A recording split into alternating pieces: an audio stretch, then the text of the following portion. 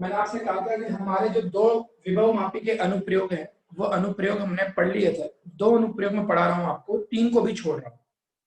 तीन जहां तक मेरा मानना है कि सिलेबस में नहीं रहेंगे, वो अगर रहते हैं तो मैं पढ़ा दूंगा उनको, ठीक है। इसके बाद आता है, देखो लास्ट टॉपिक में पढ़ा रहा हूँ जिसे हम एक तरह से बोलते हैं कि विभव मापी में या मीटर ब्रिज में जो तार लेते हैं उनकी क्या विशेषताएं होती है। तो पहले मैं आपको क्लियर कर देता हूँ कि तार दो प्रकार के होते हैं। उसको नॉर्मली हम ऐसे बोलते हैं वायर फिजिक्स।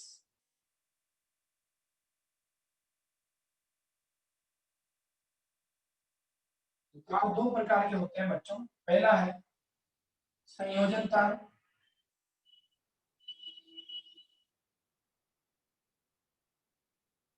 देखो संयोजन तार एक एल्यूमिनियम के बने होते हैं और एक कॉपर के होते हैं। संयोजन तार जो होते हैं वो एल्यूमिनियम के भी होते हैं और कॉपर के भी होते हैं। जो कॉपर के होते हैं उन्हें हम घरेलू परिपथ में काम में लेते हैं। जानते हो ना, हमारे घर में जो लाइन डली हुई है वो लाइन में कौन से तार है? तांबे के तार, कॉपर तार, ठीक है बच्चों। और जो एल्यूमिनियम के तार होते हैं वो जो हमारे व्यवसायिक संचरण होता है, या यूं समझो जो बड़ी लाइन होती है, बड़ी लाइन एक पोल से दूसरे पोल जो लाइन जाती है वहां कौन से तार काम में लेते हैं? एल्यूमिनियम के तार काम में लेते हैं। तो कॉपर तार भी संयोजन तार है। इन्हें नॉर्मल चालक तार भी कहते हैं, धातु के तार। एल्यूमिनियम भी कॉपर तार, सॉरी चालक तार है। लेकिन ये बड़ी लाइन में काम में लिया जाता है क्योंकि एल्यूमिनियम सस्ता आता है कॉपर से। एल्यूमिनियम जो है वो सस्ता आता है और हल्का होता है। लंबे 1-1 किलोमीटर की लाइन होती है।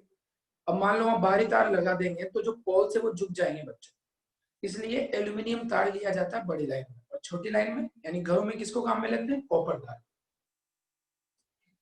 इनकी खास बात क्या होती है, इनकी विशेषता क्या होती है? कि इनका विशिष्ट प्रतिरोध या प्रतिरोधकता, इसे विशिष्ट प्रतिरोध भी बोलते हैं या प्रतिरोधकता भी बोलते हैं।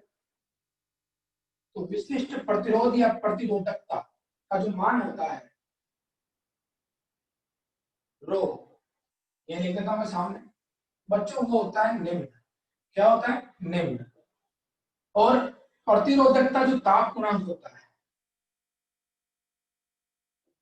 प्रतिरोधकता ताप गुणांक, जिसे हम क्या बोलते थे? अल्फा, वो होता है उच्च। ठीक है भाई। तो उनका विशिष्ट प्रतिरोध तो क्या होता है? निम्न होता है, क्योंकि चालक है तो प्रतिरोध तो निम्न ही होगा। और प्रतिरोधकता ताप गुणांक क्या होता है? उच्च होता है। ठीक है। दूसरे वाले तार आते हैं बच्चों जिन्हें बोलते हैं प्रतिरोध ताप। ये मिश्र धातु के तार होते हैं बच्चों। किसके तार होते हैं? ये मिश्र धातु के तार। देखो जैसे कौन कौन से होते हैं? मैग्नीज, कांस्टेंटन, नाइक्रोम, ऐसे और भी बहुत से हो सकते हैं, और ज्यादातर हम तीनों की बात करते हैं। मैग्नीज में याद रखना, मैं बोले मैग्नीज और नी बोले तो निकल। पर इसमें कॉपर भी होता है, और कॉपर सबसे ज्यादा होता है। परसेंटेज याद मत रखना क्योंकि परसेंटेज तो भूल जाते हैं। सिंपल याद रखना कि मैग्नीज यानी मैग्नीज, मैग्नीज प्लस निकल, और कॉपर भी होता है। कांस्टेंटन का यानी कॉपर, न यानी निकल, नाई, नाई यानी एनआई, क्रोम यानी सीआर। आगे समझ में? तो याद तो ले जाएंगे वैसे। मैग्नीज में तीन है, manganese plus nickel plus copper, constantan यानी copper plus nickel, nichrome nickel plus chromium. बच्चों ये मिश्र धातु के तार होते हैं, इनकी क्या विशेषता होती है? इनकी विशेषता ये होती है कि इनका जो विशिष्ट प्रतिरोध होता है वो उच्च होता है, क्योंकि प्रतिरोध तार है। और इनका जो अल्फा होता है प्रतिरोध ताप गुणांक वो निम्न। ये अल्फा क्या बताना चाह रहा है? ये अल्फा क्या कहता है? ध्यान सुनना। जैसे इसका अल्फा उच्च आ रहा है, यानी इस तार का प्रतिरोध अल्फा का उच्च होना या निम्न होना अर्थ है कि अल्फा प्रतिरोध की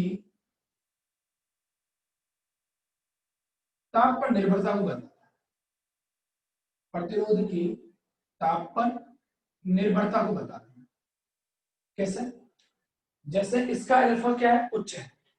अल्फा क्या है बच्चों? उच्च है। इसका मतलब इसका प्रतिरोध ताप पर ज्यादा निर्भर करेगा। इसका प्रतिरोध ताप पर क्या करेगा? ज्यादा, यानी धातुओं का प्रतिरोध ताप पर ज्यादा निर्भर करेगा। अगर आपने धारा प्रवाहित कर दी थोड़ी देर के लिए तो तार गर्म हो जाएगा और गर्म होते इसका प्रतिरोध बदल जाएगा। आपने धारा प्रवाहित कर दी, धारा प्रवाहित होते ही तार गर्म होगा और हल्का सा तार गर्म हुआ तो ताप बढ़ा और ताप बढ़ते इसका प्रतिरोध क्या हो जाएगा? बदल जाएगा। ठीक है भाई, क्योंकि इनका प्रतिरोध ताप पर उच्च निर्भर करता है। लेकिन इनको देखो, इनका अल्फा क्या है? निम्न, यानी इनका प्रतिरोध ताप पर निम्न निर्भर करता है। यानी आप लंबे समय तक इनमें धारा प्रवाहित कर दोगे ना तो भी इनका प्रतिरोध बदलेगा नहीं। इसीलिए विभव मापी में और मीटर ब्रिज में मैग्नीन या कांस्टेंटन मिश्र धातु का तार काम में लेते हैं। क्वेश्चन आता है बोर्ड में ये कि विभव मापी में या मीटर ब्रिज में मैग्नीन या कांस्टेंटन मिश्र धातु का तार काम में क्यों लेते हैं? तो उसका आंसर है क्योंकि इन तारों का, आंसर कैसे लिखोगे? मैग्नीन या कांस्टेंटन का ही तार काम में लेते हैं क्योंकि इन तारों के लिए प्रतिरोधकता रो का मान उच्च और अल्फा यानी प्रतिरोधकता ताप गुणांक का मान क्या होता है? निम्न। अर्थात ताप बढ़ने पर भी इनका प्रतिरोध परिवर्तित नहीं होता है। क्यों? क्योंकि इनका अल्फा ताप पर कम निर्भर करता है। उल्टा पूछ ले क्वेश्चन कि विभव मापी में तांबे का तार काम में क्यों नहीं लेते? उल्टा भी तो पूछ सकता है, विभव मापी में तांबे का तार काम में क्यों नहीं लेते? तो उसका आंसर कैसे लिखोगे? क्योंकि तांबे के तार का विशिष्ट प्रतिरोध रो निम्न और प्रतिरोधकता ताप गुणांक अल्फा क्या होता है? उच्च होता है।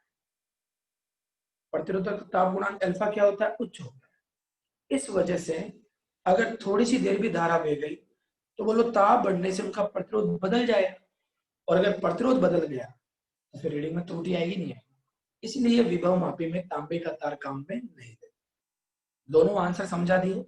अगर तांबे के तार के लिए आए तो ऊपर की विशेषता लिखनी है और अगर मैग्नीन या कांस्टेंटन के लिए आए तो नीचे की विशेषता लिखनी है। ठीक है भाई, तो अब हम स्टार्ट कर रहे हैं उदाहरण। पहले मैं उदाहरण कराऊंगा फिर मैं आंकिक प्रश्न पे आऊंगा। ठीक है, कॉपी दैट।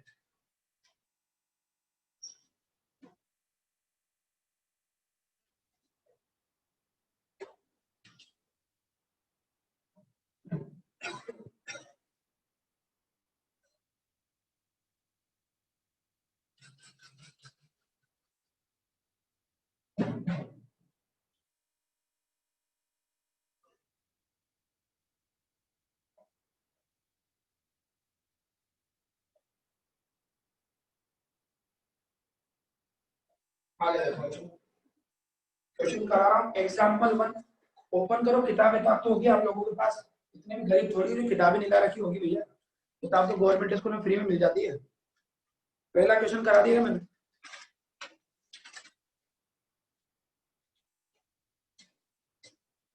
अरे पहला क्वेश्चन तो कर लोगे ना, केसीएल पे बेस्ड है। Yes sir. Yes sir. दूसरा भी हो गया ना? यस सर, 3 भी हो गया। तीसरा भी हो गया। चौथा करेंगे बच्चों है ना? क्वेश्चन नंबर 4 करेंगे बच्चों। देखो क्वेश्चन नंबर 4 भी बहुत सीधा है। क्वेश्चन नंबर 4 एग्जांपल नंबर 4 करेंगे। पढ़ लो आराम से बैठ के पहले कि प्रतिरोध बॉक्स से मीटर ब्रिज का क्वेश्चन है बच्चों। प्रतिरोध बॉक्स से 8 ओम का प्रतिरोध निकाल लिया और अज्ञात प्रतिरोध के लिए संतुलन की लंबाई प्राप्त की है और वो मिल रही है अपन को L1 बराबर मिल गया बच्चों 45.5 सेंटीमीटर। कितना मिल गया बच्चों? 45.5 सेंटीमीटर। अगर बच्चों L1 मिल गई तो L2 पता है कितनी होती है मीटर ब्रिज के केस में?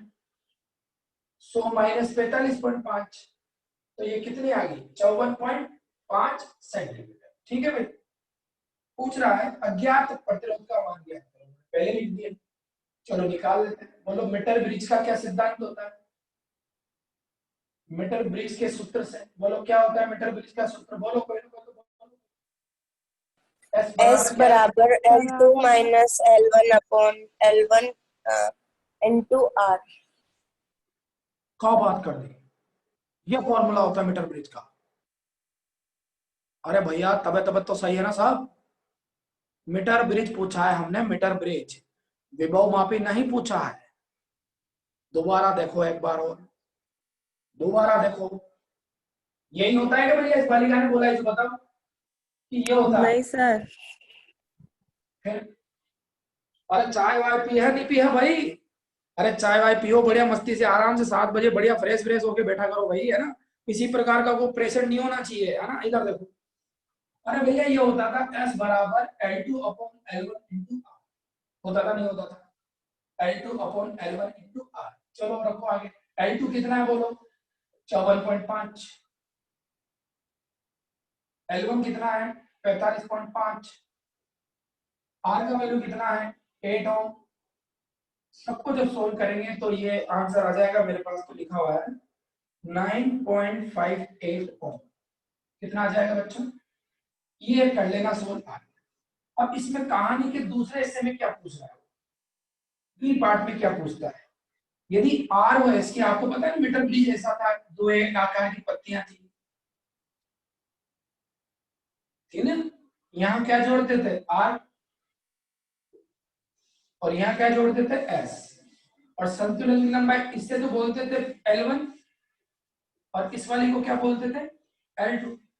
अब वो भाई साहब आपसे पूछ रहे हैं कि अगर हम R और S को परस्पर बदल दें, यानी R को तो क्या लिख दे S, और S को क्या लिख दे R, तो पूछ रहा है कि अब नई संतुलन की लंबाई क्या होगी? तो बच्चों अगर मैं S को यहां जोड़ दूं, R को यहां जोड़ दूं, तो संतुलन की लंबाई यहां से मापेंगे, तो कुल मिलाकर L1 L2 भी आपस में क्या हो जाएगी बच्चों? बदल जाएगी।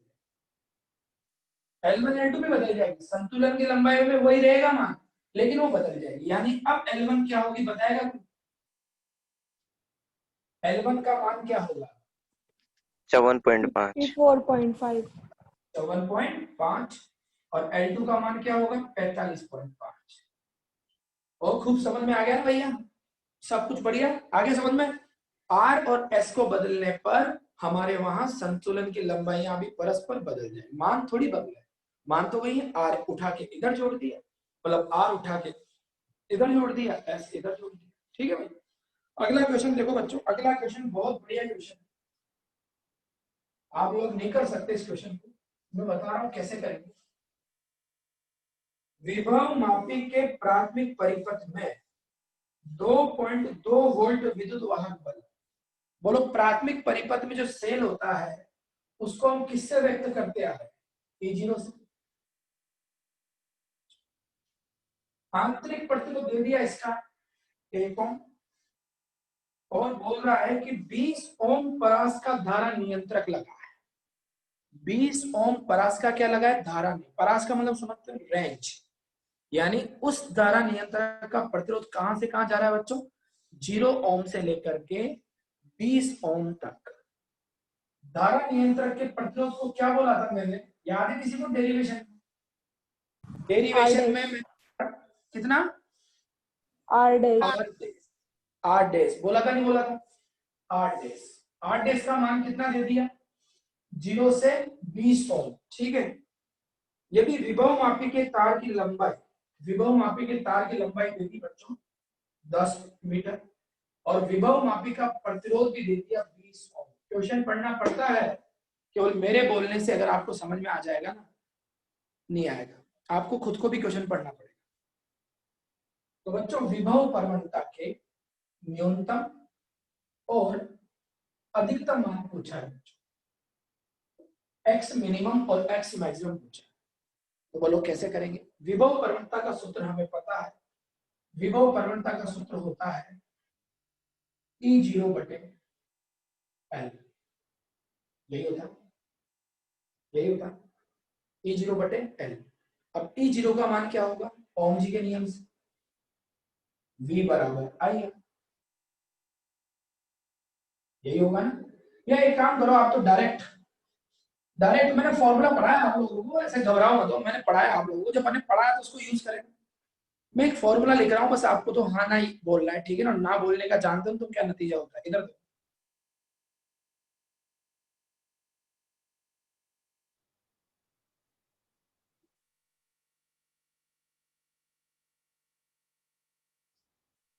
बोलो पढ़ाया नहीं पढ़ा? पढ़ाया था। पढ़ाया था सर। पढ़ा नहीं पढ़ा? दो फॉर्मूले आए थे, एक आर बटा एल का आया था, एक रो बटा ए का आया था। ये फॉर्मूला बहुत काम आएगा न्यूमेरिकल में, ठीक है। इस फॉर्मूले को काम में लेंगे। अब बच्चों, वो आपसे पूछ रहा है कि अधिकतम और न्यूनतम ज्ञात करो। बताओ चेंज कौन होगा? आर ही तो चेंज होगा, आर डेस। अगर मैं आर डेस का मान ज्यादा रखता हूं तो नीचे ज्यादा का भाग जाएगा, तो एक्स क्या आएगा? न्यूनतम। यदि मैं बच्चों आर डेस का मान क्या रखूं?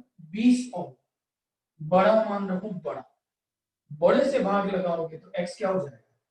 न्यूनतम। मिनिमम। आगे बात समझ में? तो आर डेस कितना है बच्चों? 20 ओम। तो बोलो एक्स क्या हो गया? मिनिमम। एक्स क्या हो गया? मिनिमम। ठीक है, रख दो। पी नोट कितना है? 2.2। आर कितना है? 20।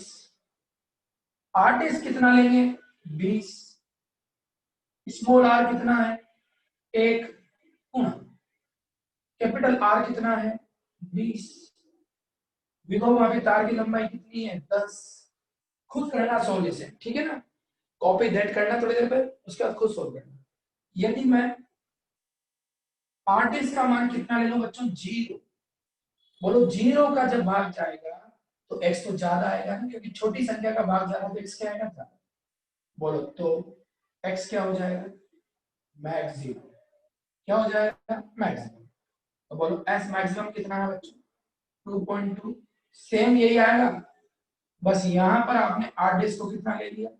0 प्लस 1, 20/10। समझ में आया भैया? समझ में आया ना कैसे किया? समझ में आ गया सभी को? कर सकते हो ना, इसका आंसर निकाल लोगे ना? Yes sir. खुद सोल्व निकाल लेंगे करना सर। है। उदाहरण है, उदाहरण से मैच कर लेना आंसर, ठीक है भाई। आगे बताओ, अगला क्वेश्चन देखो, एग्जांपल नंबर 6.6। विभव मापी के प्राथमिक परिपथ में 0.2 एम्पियर की धारा बह रही है। प्राथमिक परिपथ में बच्चों धारा कितनी बह रही है? 0.2 एम्पियर की धारा बह रही है। तार के पदार्थ का विशिष्ट प्रतिरोध, रो दे दिया, रो ओम इंटू मीटर है, तथा अनुप्रस्थ काट क्षेत्रफल भी दे दिया बच्चों, 0.8 इंटू 10⁻⁻6 मीटर स्क्वायर। तो विभव परवणता पूछिए बच्चों। कोई बताएगा इन सबको देखते हुए विभव परवणता का कोई सूत्र भी होता है कि नहीं होता, और होता है तो कितना होता है? बताओ। x बराबर आई रो अपॉन ए।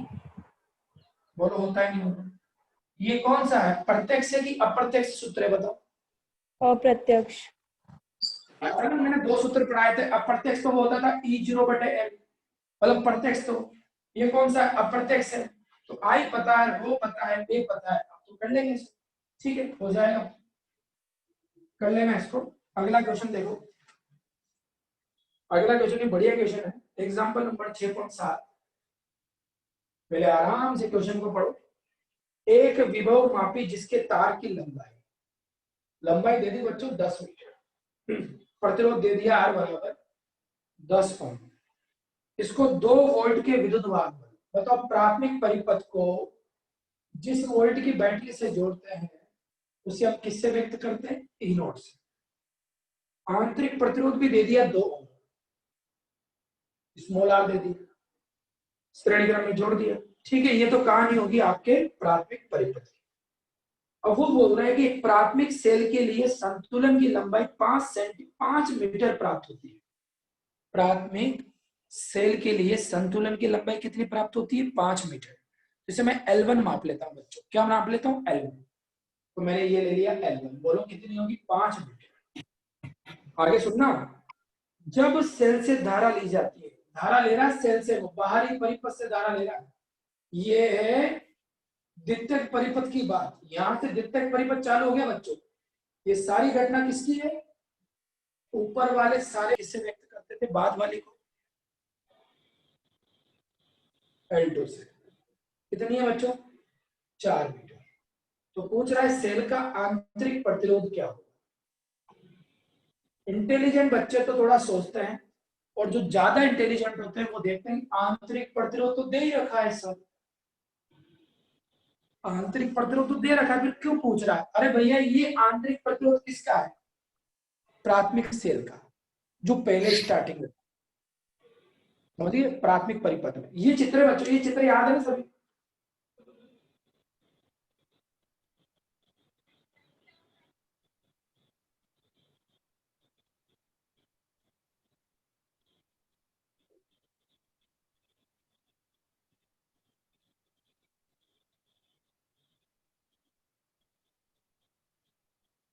याद आ गया?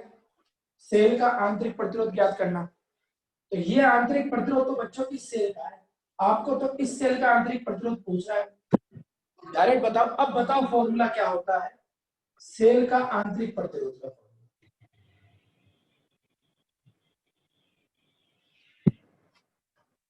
क्या होता था बताओ? आर बराबर, बताओ क्या होता था? हाँ, L1 minus L2 upon L2 और R into R। ठीक है, बस यही होगा। ठीक है, अब इस फॉर्मूले में ध्यान से देखो, L1 minus L2 upon L2 into R। अच्छा, आपको क्या पता है? उसने बाद वाले फॉर्मूले में आपको, ये तो हम लगा ही नहीं सकते, मैंने तो फॉर्मूला लगा के देखा भाई ये फॉर्मूला होता है, लेकिन उसने आर का तो वैल्यू दे नहीं रखा बच्चों, कितना उनका प्रतिरोध निकालना नहीं दे रखा, तो हमको थोड़ा और ऊपर जाना पड़ेगा। मैंने फॉर्मूला डिराइव किया था ना बच्चों, तो याद करो मैंने सेल का आंतरिक प्रतिरोध बताया था आपको, तो आप थोड़ा और ऊपर जाओ, और हमने ये भी फॉर्मूला पढ़ा था, याद करो, E माइनस वी बटा वी इंटू, शायद यहां पर कुछ नहीं था, देखो जाके यही था क्या? नीचे आई था, यही था ना? कल परसों यही था ना? Yes sir। ये फॉर्मूला लगेगा यहाँ पर। इस फॉर्मूले में बताओ क्या करेंगे? बोलो E का वैल्यू क्या होता है? XL1, इसका वैल्यू क्या होता है? XL2, और नीचे क्या आएगा? I। बोलो X L1 minus L2 upon I। बच्चों L1 पता है, L2 पता है, और द्वितीयक परिपथ की I भी पता है, लेकिन X पता नहीं है। बोलो X कौन होती है? प्रवणता। विभव विभव प्रवणता। कौन से परिपथ की होती है? प्राथमिक परिपथ की होती है, द्वितीयक परिपथ की होती है?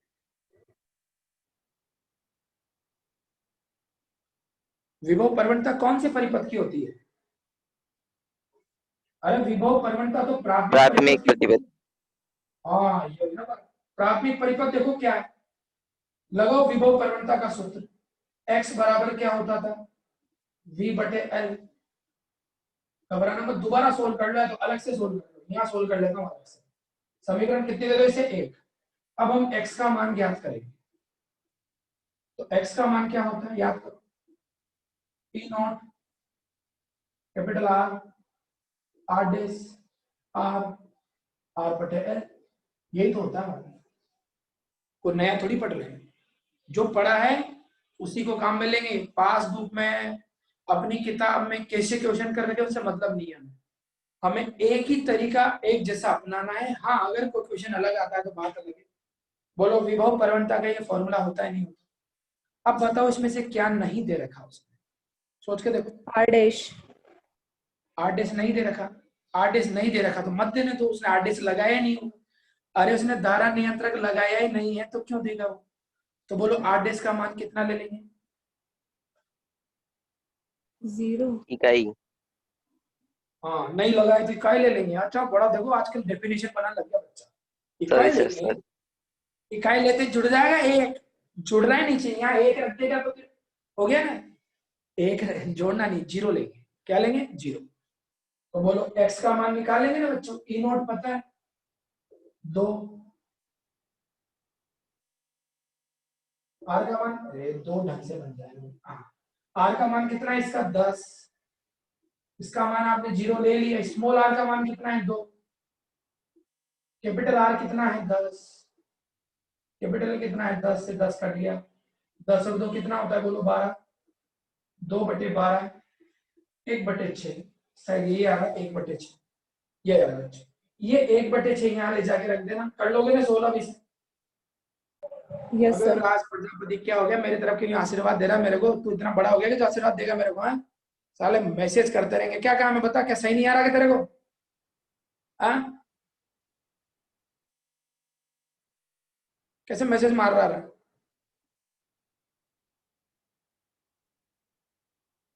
साले कुछ तो ऐसे होते हैं जैसे सर्दी के पानी में नहाते नहीं है, डुबकी लगाते नहीं यूं करके, यूं हाथ करके निकाल लेते हो गए स्नान, बस क्लास में ऐसे आते हैं, वो आते हैं एक टांग रखते हैं फिर वापस चले जाते, बार बार पूरे आधे घंटे तक की क्लास में आएगा जाएगा पढ़ना थोड़ी है, बस आना है जाना है, आना है जाना है, आधा घंटा तो ऐसे लगा देंगे, कॉपी कर लो। सर हाँ बोलो। सर जो ये एग्जाम्पल नंबर 4 है, इसमें आपने L1 और L2 के मान भी बदले, तो वो बदलेंगे? मान बदल दिया ना, मान बदल तो दिए, क्या कह रहे हो दोबारा बोलो। मान भी बदलेंगे क्या इसमें, किसके, L1 और L2 के? नहीं नहीं नहीं नहीं, उसने क्या बोला है, ये तो समझ में, ऊपर वाला तो समझ में आ गया ना, ए पॉइंट तो समझ में आ गया ना इसका, यस सर। बी पॉइंट में क्या बोल रहा है वो, कि अगर हम आर और एस को उल्टा पुल्टा कर दें, यानी आर को इधर जोड़ दें, एस को इधर जोड़ दें, तो एल और L1 और L2 के मानों पर क्या फर्क पड़ेगा, तो आप चाहो तो या तो पूरा सोल्व कर लो, ऐसे पूरा सोल्व कर लो, देखो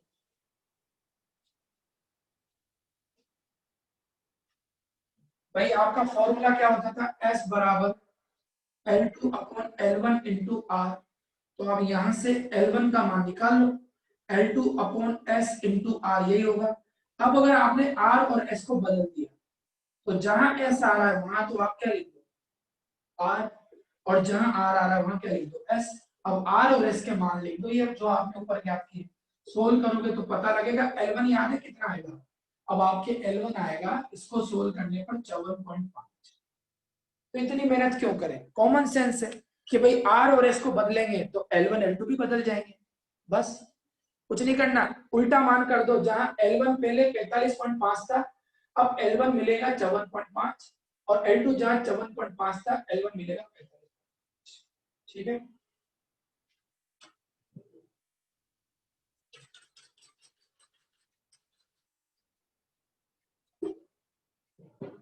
आगे देखो, लास्ट क्वेश्चन है, लास्ट क्वेश्चन शायद सीधा ही है इसका, देख लो एक बार एग्जांपल,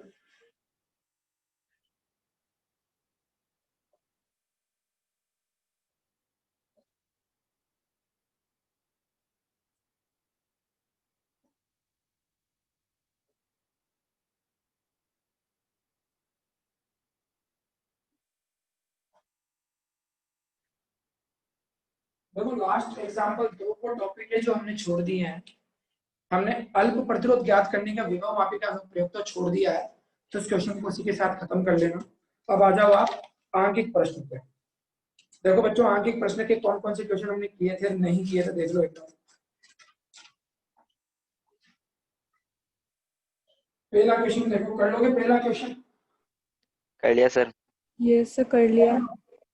वेटस्टोन पर कराया था ना ऐसा क्वेश्चन, तो मैंने पहले भी, बोलो ये आर है, सारे प्रतिरोधी आर है, तो P बटा Q बराबर R बटा S, तो ये हट गया, हटते ये दोनों श्रेणी, ये दोनों श्रेणी, और फिर ये समांतर। समांतर। क्वेश्चन नंबर 2 देखो बच्चों, करा दिया सर। करा दिया कि मैंने, हाँ ठीक। सर। क्वेश्चन नंबर 3 वो भी हो गया सर। हो गया, सर 3 नहीं हुआ, 6 हुआ था। 3 में बता देता हूँ, चलो 3 में बता देता हूँ।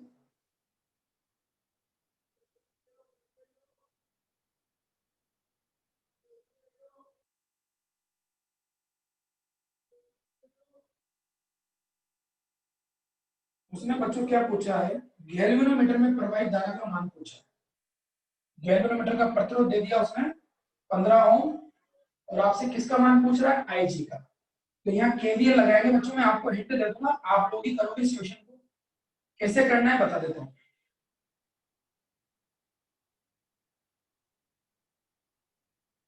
ए बी सी डी, ठीक है। ये 100 ओम है, ये 10 ओम है, ये 60 ओम है, और ये 5 ओम है, ठीक है। यहाँ पे बच्चों संतुलन की स्थिति नहीं लग रही, अगर संतुलन की लगती तो आईजी का मान 0 आ जाता। तो इस क्वेश्चन में यहाँ पर धारा I1 दे दिया उसको, आईजी यहाँ चली गई तो यहाँ आ गया I1 माइनस आईजी, यहाँ I2 है शायद, तो यहाँ आ गया I2 प्लस आईजी। तो आपको क्या करना है बच्चों, सारी धाराओं के मान ज्ञात करने हैं, ठीक है। तो यहाँ केवीएल लगाएंगे, क्या लगाएंगे, केवीएल। तो बच्चों टोटल कितनी धाराएं बताएगा कोई, यहाँ टोटल अज्ञात धाराएं कितनी है, 3 धाराएं हैं। कितनी धाराएं, 3, I1 I2 और IG। 3 धाराओं के मान ज्ञात करने के लिए 3 समीकरणें होनी चाहिए। तो कैसे बनाएंगे 3, आपको 3 वो नहीं लगेगा, यहाँ केसीएल नहीं लगेगा, यहाँ केवीएल लगेगा बस। तो बच्चों मैं बोल रहा हूं, आप घर पे जाना आराम से, घर पे तो हो सही, मजाक कर रहा हूं। ए बी डी ए, इस लूप में जाना और केवीएल लगाना, पहला इक्वेशन इससे बन जाए। फिर लेना B D C B, B D C B, दूसरे में जाना, दूसरी समीकरण बन जाएगी। फिर उसके बाद अगर कोई बच्चा इसमें जाके केवीएल लगा देता है A B C D A, तो गलत होगा, क्योंकि आपने दोनों अलग अलग लिए थे, फिर जोड़ दिए तो दोनों समीकरण कैंसिल हो गए। तो अब आपके सामने 2 ऑप्शन है, उनमें से कोई एक ऑप्शन दे देना। पहला ऑप्शन ए बी सी ए, ये बैटरी तो काम लेनी पड़ेगी, बैटरी तो काम आई नहीं आपकी, इसमें कितनी धारा बह रही है, आई। तो अगला क्या लेना आप, या तो या लगा देता हूं, या तो ये लेना ए बी सी ए, या फिर ये लोगे आप ए बी सी ए। तो बच्चों इन दोनों में से तो कोई एक ले लेना और ये दोनों लेना, तीनों समीकरणों को सोल्व करना और आंसर मिला लेना, ठीक है भैया। करना इसकी कोशिश, नहीं आया तो कल मेरे से बोलना, मैं खुद इक्वेशन बना के सोल्व करूंगा और कर लोगे आप इस क्वेश्चन को। समझ में आ गया, 3 समीकरणें बनेगी, तीनों समीकरणों से I1 I2 के मान निकलेंगे और IG का भी मान निकल जाएगा, और वो IG आंसर होगा, ठीक है। अगला क्वेश्चन देखो, क्वेश्चन नंबर 4 तो कर लोगे ना। देखो वहां संतुलन की स्थिति लग रही है बच्चों, और संतुलन की स्थिति है तो प्रतिरोध R का मान पूछ रहा है, तो कर लोगे ना P बटा Q बराबर R बटा S। Yes sir. तो R में कोई धारा नहीं बहेगी, तो R में धारा का मान कितना हो जाएगा, 0। R का मान पूछ रहा है तो R का मान निकाल लेना, R के मान की जरूरत ही नहीं है, वो संतुलन में आ रहा है, बीचों बीच आ रहा है, यहाँ आ रहा है। अब बताओ R का, अभी बताओ अगर ये पूरा परिपथ संतुलन में हो तो बोलो इसमें धारा मापी में प्रवाहित धारा का मान कितना हो जाएगा जी, 0। चाहे ये 15 ओम हो चाहे 100 ओम हो, ठीक है भाई। इसके बाद वाला क्वेश्चन 5वां बड़ा है, मैं आज नहीं कर पाऊंगा इसको, 6ठा मैंने करा दिया बच्चों, 7वां नहीं कर सकते आप। 8वां देखो, 8वां देखो E1 बटा E2 बराबर L1 बटा L2, 2 सेलों के विद्युत वाहक बल की तुलना लग रही है इसमें, कर लोगे ना। E1 के लिए L1 दे दिया, L2 के लिए E1 पूछ रहा है, तो वो फॉर्मूला लगा देना, E1 बटा E2 बराबर L1 बटा L2। 10वां क्वेश्चन वैसे ही करना है जैसा मैंने अभी एक क्वेश्चन बताया था ना, बड़ा वाला क्वेश्चन था x मैक्सिमम x मिनिमम, तो x भी दे दिया और r डैश का मान पूछ रहा है, r डैश का, तो सेम वो फॉर्मूला लगाना और उस फॉर्मूले से r डैश का मान निकाल लेना। कराया था ना अभी वो, अधिकतम विभव प्रवणता न्यूनतम विभव प्रवणता, यस वो सर।